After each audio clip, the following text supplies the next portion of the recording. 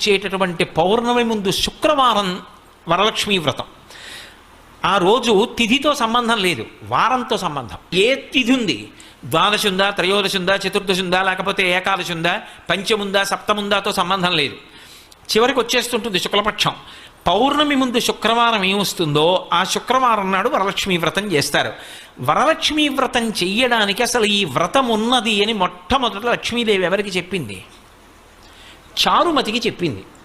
తెల్లవారు లేస్తే మనం కథ చదువుతాం. చారుమతి ఆ మాటకు అర్థం ఏమిటి? నిజానికి అద్భుతమైనటువంటి పేరు, ఆడపిల్లలకి పెట్టడానికి పరమయోగ్యమైనటువంటి పేరు చారుమతి. ఎంత చక్కటి పేరు!